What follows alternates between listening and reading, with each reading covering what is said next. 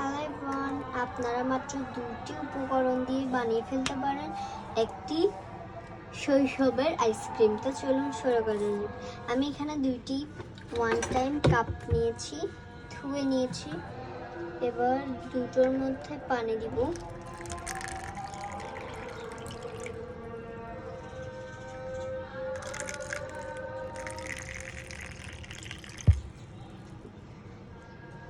দিয়ে নিয়েছি।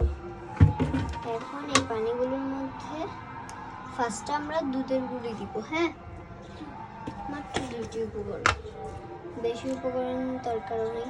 আপনারা যদি আরও মজা করতে চান তাহলে রুয়াবজা দিতে পারেন। রুয়াবজা আমাদের ঘরে আছে, তবু আমি দিব না। রুয়াবজা দিলে আমার একটু ভালো লাগে না, সেজন্য যার যেরকম ইচ্ছা আর কি। আমি আমার ইচ্ছা মতো করেছি, আপনারা আপনাদের ইচ্ছা মতো করতে পারেন।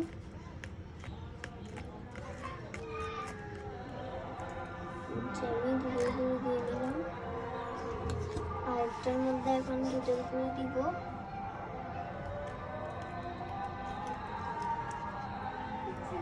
দুধটা পরিমাণ মতো করে দুধের গুঁড়িটা দিব। একদিকে কম একদিকে বেশি এরকম দিলে কিন্তু টেস্টটা অন্যরকম হয়ে যাবে। ধরেন আপনারটা বেশি টেস্ট, তবে যার জন্য বানাচ্ছেন ওনারটা হচ্ছে একটু কম টেস্ট, এরকমও হয়ে যেতে পারে। এরকম অনেকগুলো ভুল হতে পারে, যা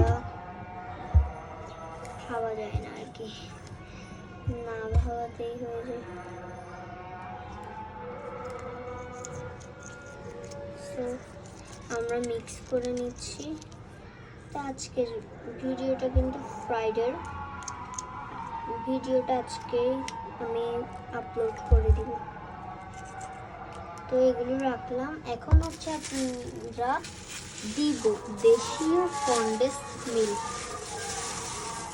এই উপকরণটা দিলেই হবে, দুধ চিনি কিচ্ছু দিতে হবে না আপনাদের।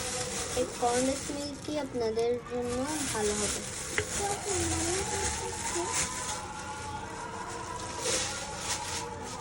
কনডেন্স মিল্ক আমরা 2 চামচ করে দিব।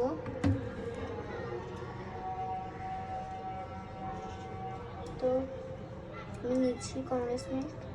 আপনারা স্টারশিপেও নিতে পারেন, বা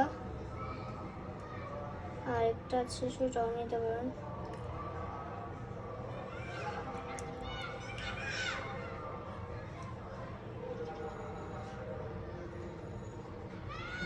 আমি কনডেন্স মিল্ক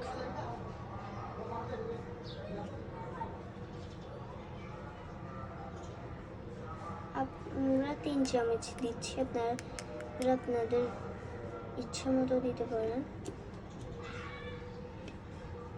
আমরা একটু বেশি ঘন হওয়ার জন্য দিচ্ছি 3 চামচ। তো দিয়ে নিলাম, এটাও দিয়ে নিচ্ছি।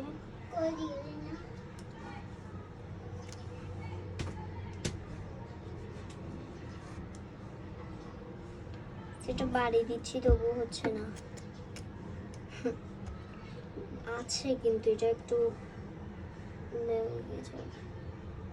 আপনারা যেটা ইচ্ছে সেটা দিয়ে করতে পারেন।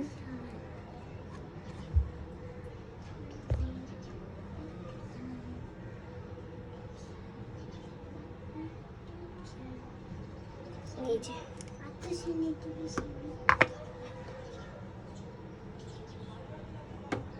তারপরে এই যে দেখুন, ওগুলোকে আমরা নেড়ে এখন ফ্রিজে শিফট করে নিব।